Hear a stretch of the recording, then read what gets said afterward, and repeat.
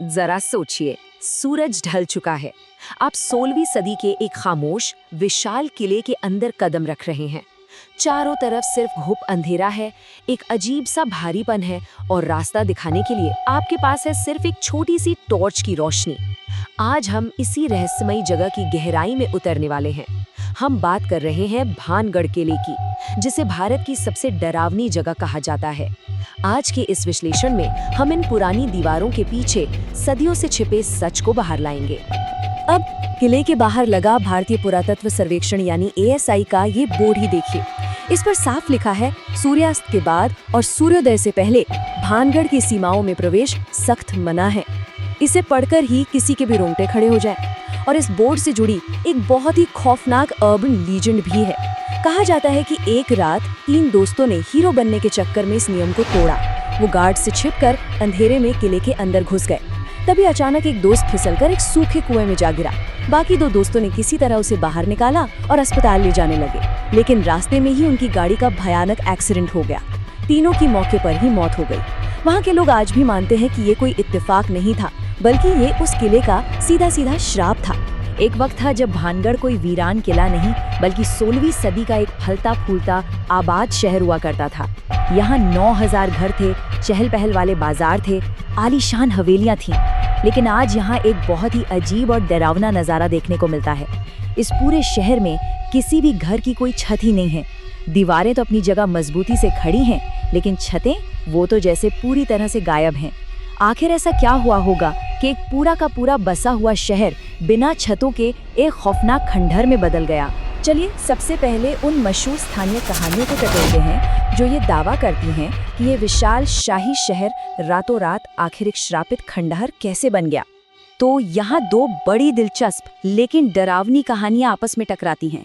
एक तरफ है बाबा बालूनाथ के परछाई वाले श्राप की कहानी। ऐसा कहा जाता है कि राजा ने इस शहर को बसाने से पहले एक साधु से इजाजत मांगी थी। साधु मान तो गए, लेकिन एक शर्त पर कि किले की परछाई कभी भी उनके घर पर नहीं पड़नी चाहिए।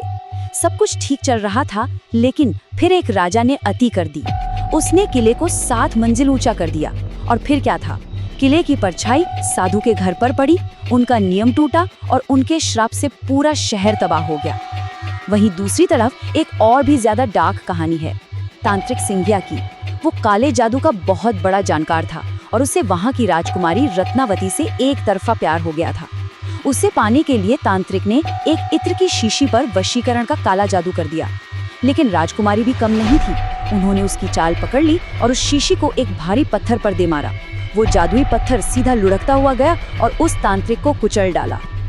मरते मरते उस तांत्रिक ने जो आखिरी शब्द कहे, वो सच में किसी की भी रूह कंपा दें। उसने कहा, पुनर्जन्म नहीं, केवल भटकती आत्माएं। उसका वो भयानक श्राप था कि इस किले में रहने वाला कोई भी इंसान जीवित नहीं बचेगा और मरने के बाद किसी की आत्मा को शांति या पुनर्जन्म नहीं मिलेगा।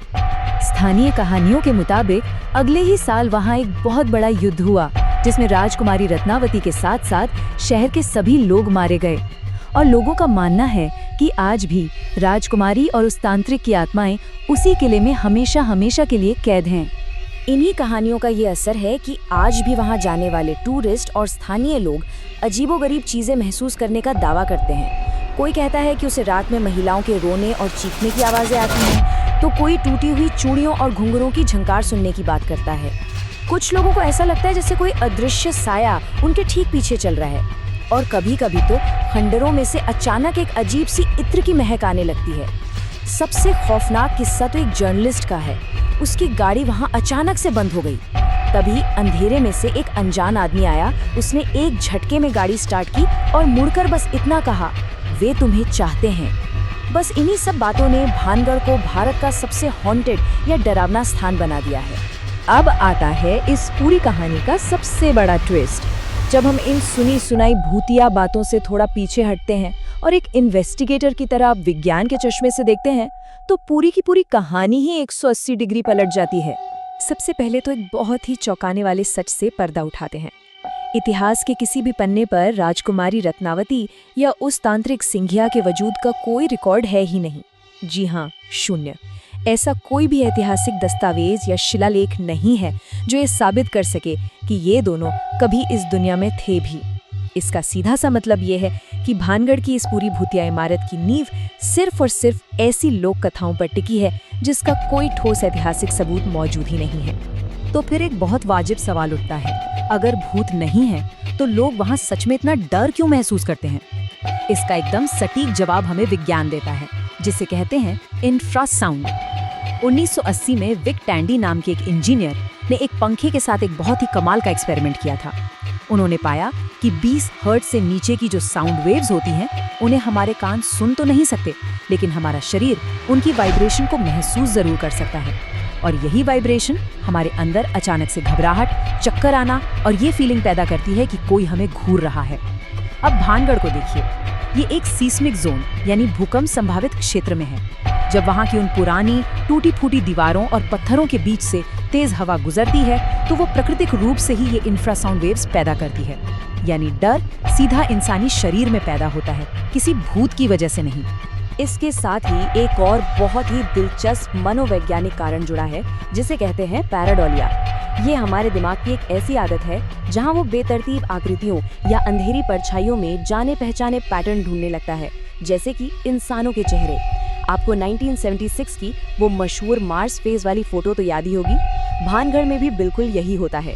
जब लोग वहाँ की आधी टूटी दीवारें, अजीब से खंभे और अंधेरे कोनों को देखते हैं तो हमारा इवोल्यूशन से ही प्रोग्राम दिमाग उन परछाइयों में अपने आप भूत और डरावने चेहरे बना लेता है।